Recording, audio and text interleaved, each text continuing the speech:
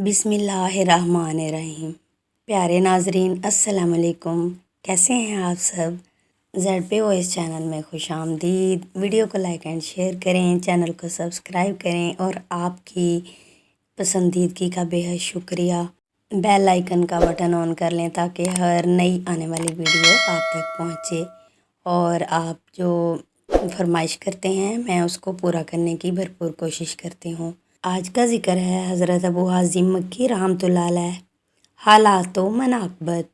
تعارف: آپ مخلص اہل تقویٰ میں سے تھے، مشائخ کے میں شامل تھے اور نہایت پرہیزگار تھے۔ مجاہدات و مشاہدات میں اپنی نظیر آپ تھے اور آپ کا کلام لوگوں کے قلوب پر اثر انداز ہوتا تھا۔ طوالت کی عمر کی وجہ سے بہت سے مشائخ کی اقتداء فرمائی، انہی میں عثمان مکی بھی آپ کے مداحوں میں سے تھے۔ یوں تو آپ کا تذکرہ بہت سی کتابوں میں ہے، لیکن حضرت ابو حازم مکی رحمۃ اللہ علیہ کو حضرت انس بن مالک رضی اللہ تعالیٰ عنہ اور حضرت ابو ہریرہ رضی اللہ تعالیٰ عنہ سے شرف نیاز حاصل ہوا ہے۔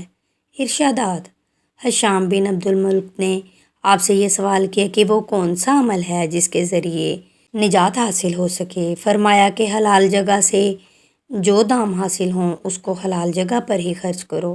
اس نے کہا، اتنا دشوار کام کون کر سکتا ہے؟ فرمایا، جس کو جنت کی خواہش اور جہنم کا خوف ہو اور رضائے خدا بندی کی طلب ہو تو وہ یہ کام کر سکتا ہے۔ آپ فرماتے ہیں کہ دنیا سے اجتناب کرو، کیونکہ میں نے سنا ہے کہ جو عبادت گزار دنیا کو محبوب تصور کرتا ہے اس کو روز محشر کھڑا کر کے ملائکہ یہ منادی کریں گے کہ وہ شخص ہے جس نے اللہ تعالیٰ کی ناپسندیدہ شے کو پسند کیا ہے۔ فرمایا کہ دنیا میں ایسی کوئی شے نہیں جس کا انجام غم و اندوہ نہ ہو، کیونکہ دنیا میں ایسی کوئی چیز پیدا ہی نہیں کی گئی جس کا انجام حزن و ملال نہ ہو۔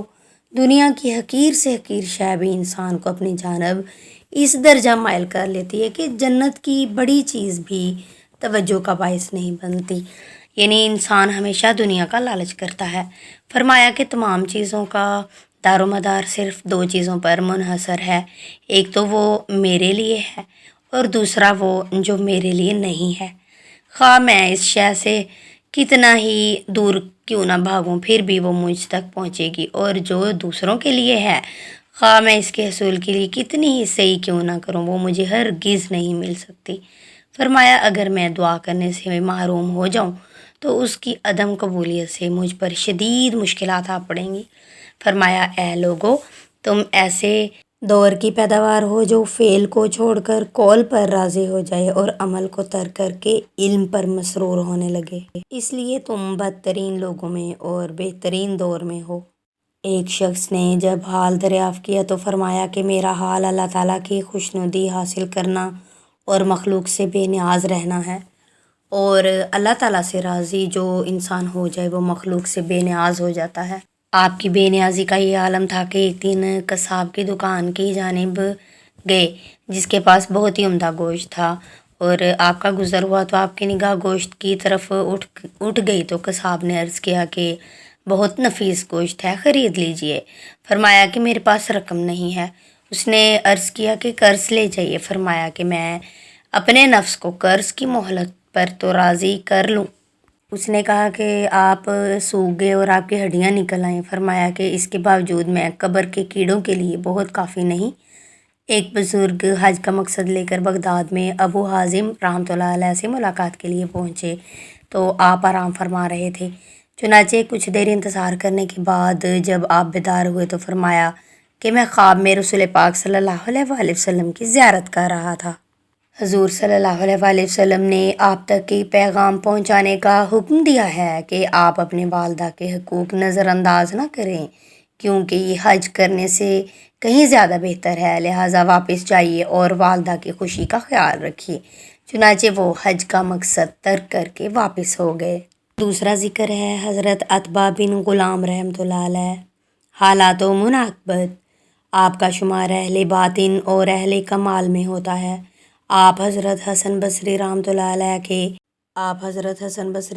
علیہ کے تلامذہ میں سے تھے اور آپ کا طریقہ مقبول خاص و عام تھا۔ راضی برضائے الہی۔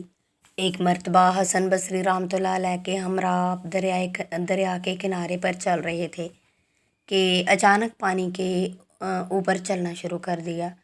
یہ دیکھ کر حضرت حسن حیرت زدہ ہو گئے اور ان سے سوال کیا کہ آپ کو یہ مرتبہ کیسے حاصل ہوا؟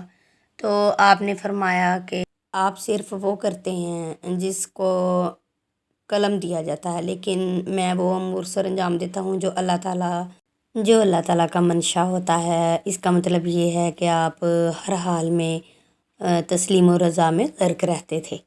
احساس زیاں آپ اس طرح طائب ہوئے کہ کسی حسین عورت کے عشق میں مبتلا ہو گئے اور اس سے اظہار بھی کر دیا۔ چنانچہ اس نے اپنی کنیز کے ذریعے دریافت کیا کہ آپ نے میرا کیا دیکھا ہے، یا میرے جسم کا کون سا حصہ دیکھ کر آپ میرے عشق میں مبتلا ہوئے؟ تو آپ نے کہا کہ تمہاری آنکھیں دیکھ کر میں تمہارا عاشق ہوا ہوں۔ اس جواب کے بعد اس نے اپنی دونوں آنکھیں نکال کر آپ کی خدمت میں روانہ کیں اور کنیز سے کہلوایا کہ جس چیز پر آپ فریفتہ ہوئے ہیں وہ حاضر ہے۔ یہ دیکھ کر آپ کے اوپر ایک عجیب حالت طاری ہو گئی اور حسن بصری رحمۃ اللہ علیہ کی خدمت میں پہنچ کر طائب ہوئے اور فیوض باطنی سے بہرور ہو کر مشغول عبادت ہوئے، اور خود اپنے ہاتھ سے جو کہ کاشت کرتے تھے اور خود ہی اپنے ہاتھ سے اسے پانی دیتے اور خشک کرتے اور پورا ہفتہ ایک ایک دن کا کھا کر عبادت میں مشغول رہتے اور دنیا داری چھوڑ دی، اور فرمایا کرتے کہ روزانہ مجھے شرم آتی ہے۔ لوگوں نے ایک مرتبہ موسم سرما میں صرف آپ کو ایک ہی کرتے میں دیکھا اور اس کے باوجود آپ کا جسم پسینے سے شرابور تھا، اور جب اس کی وجہ دریافت کی گئی تو فرمایا کہ مدت گزری ہے، میرے یہاں کچھ مہمان آئے اور انہوں نے بااجازت میرے ہمسائے کی دیوار میں سے تھوڑی سی مٹی لے لی۔ چنانچہ اس وقت سے آج تک جب بھی میری نظر اس کی دیوار پر پڑتی ہے تو میں شرمندگی سے پسینہ پسینہ ہو جاتا ہوں، حالانکہ میرا ہمسایہ مجھے معاف کر چکا ہے۔ لوگوں نے عبدالواحد بن زید سے سوال کیا کہ آپ کسی ایسے فرد سے واقف ہیں جو اپنے حال میں مست ہو، جس کو دنیا داری کی کوئی پرواہ نہ ہو اور جو اپنے ہی ذکر میں مگن رہتا ہو؟ آپ پورے بازار کا چکر لگائے مگر آپ نے آ کر بتایا کہ مجھے تو اپنے سوا اور کوئی بھی نہیں ملا۔ آپ متواتر کئی رات جا کر یہ جملہ دہراتے رہتے کہ اے اللہ، خواہ مجھ کو عذاب میں مبتلا کر یا معاف فرما دے، ہر حال میں تو میرا دوست ہے۔ ایک مرتبہ خواب میں ایک حور کو یہ کہتے دیکھا کہ اے اتباع، میں تم پر فریفتہ ہو گئی ہوں اور میری خواہش ہے کہ تم کبھی ایسا کام نہ کرو جو ہماری جدائی کی شکل میں نمودار ہو۔ فرمایا کہ میں تو دنیا کو طلاق دے چکا ہوں اور تجھ سے وصال کے وقت کبھی دنیا کی طرف نظر اٹھا کر نہ دیکھوں گا۔ کرامت۔ ایک مرتبہ کسی نے عرض کیا کہ مجھ سے بہت سے لوگ آپ کا حال دریافت کرتے ہیں، اور اگر کوئی کرامت ہے تو دکھا دیجئے، بہتر ہے۔ تو آپ نے پوچھا کہ بتا کیا طلب ہے؟ اس نے عرض کیا کہ تازہ کھجور کی خواہش ہے۔ چنانچہ وہ کھجور کی فصل نہیں تھی تو آپ نے فرمایا کہ اور آپ لے آئے اور ایک تازہ کھجور سے بھری ہوئی تھیلی اس کو دے دی۔ سفر آخرت۔ ایک دن حضرت سماغ اور حضرت ذوالنورین حضرت رابعہ بصری کے یہاں تشریف فرما تھے۔ حضرت اتباع رحمۃ اللہ علیہ نے لباس سے تن کیے ہوئے اکڑتے ہوئے پہنچے اور حضرت سماغ سے پوچھا کہ یہ آج کیسی چال چل رہے ہیں؟